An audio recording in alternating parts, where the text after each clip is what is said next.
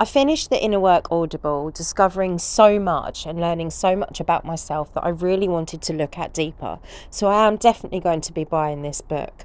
I've had lots of things to do on my to-do list today, but I'm really pleased to say I've been getting through it all, making sure that I do little bits at a time to make progress. Cohen suggested going out. Here I am, getting ready. Getting ready for a winter walk. I asked for it. Yeah. Pumping up my bike so we can go to the woods. Cohen's all ready.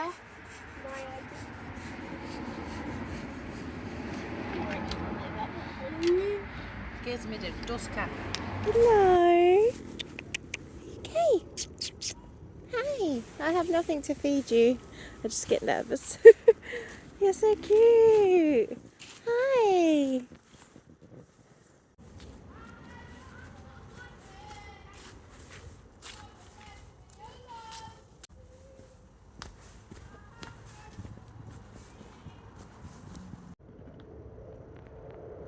This is beautiful.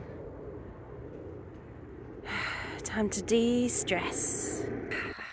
It's so nice to be outside on such a gorgeous walk. I just wanted to check in. Yesterday I didn't do vlogging. I am so close to the end, but I just couldn't make myself do it yesterday. I've really been struggling to process the things that I wanted to share with you from the inner work.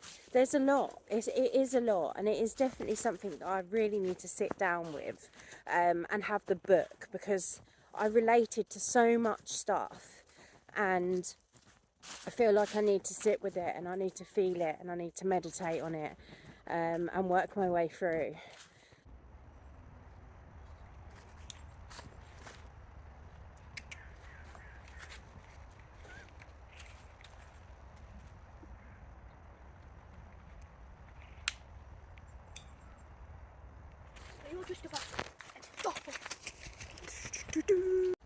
When you're walking in the forest, look up and see how beautiful it is.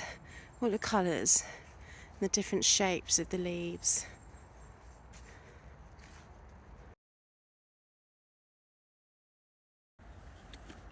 I wonder. Trees. No. Leaves. No. Bush. No.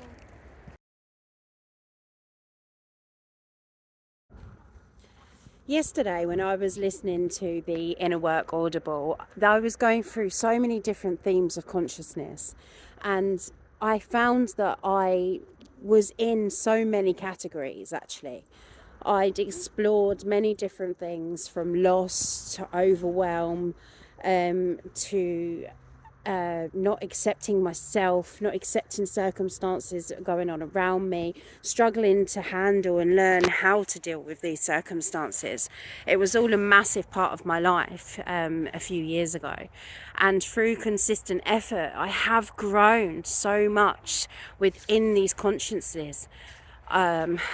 I can't say I'm fully healed, and I honestly don't think that we ever actually fully heal. I think there is always something that's testing our growth, but it shows you how many times you're willing to show up for yourself, because this isn't about anybody else, guys. This is about us. This is who we are inside, who we want to be, what values we want to live by.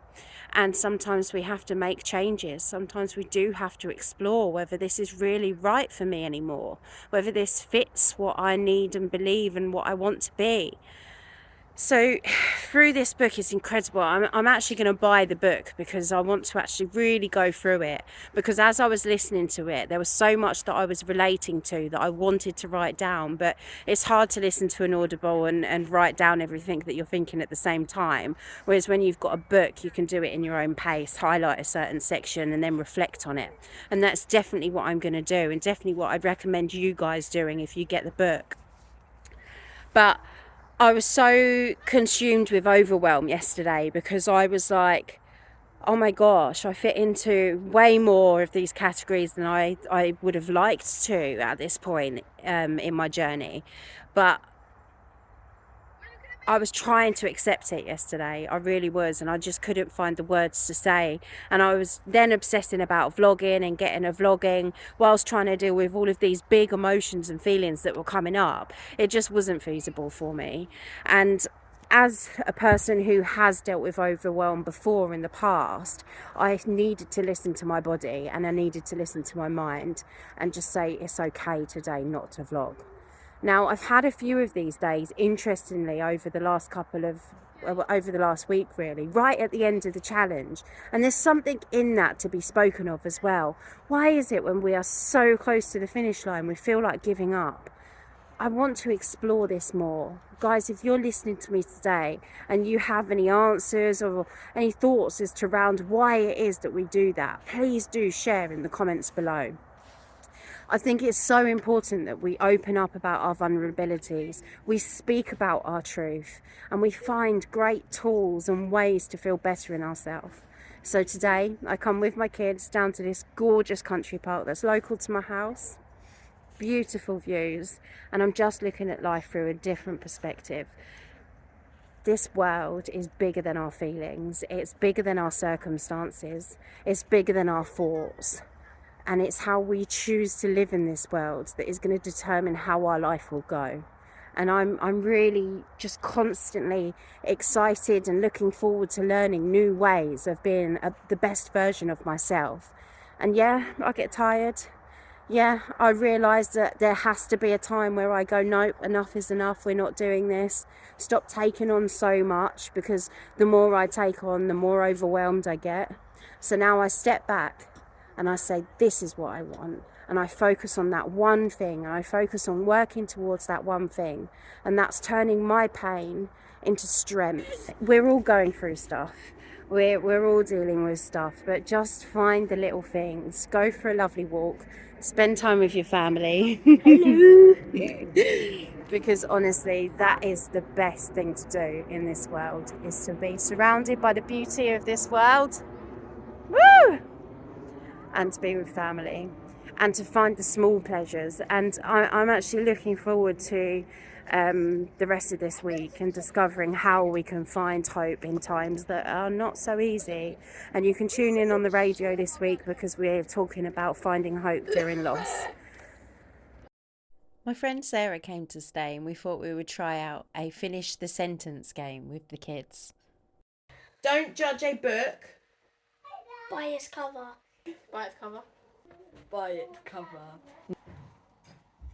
When the going gets tough, Get tough on the going. don't put all your eggs in The bin. Unless you want to get boiled. 3 baskets. Oh, okay. The best things in life are Fun. I don't know. A shout for a gnome. shout for a gnome. I like that. No. No. When in Rome, what would happen? Or what would this? Rome. You roam? Ooh, I like that. Right. You can't teach a old dog.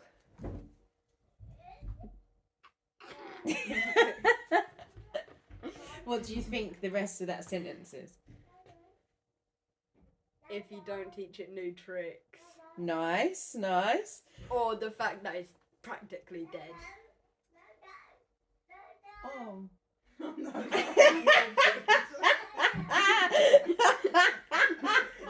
boy. Yeah, that is definitely your boy.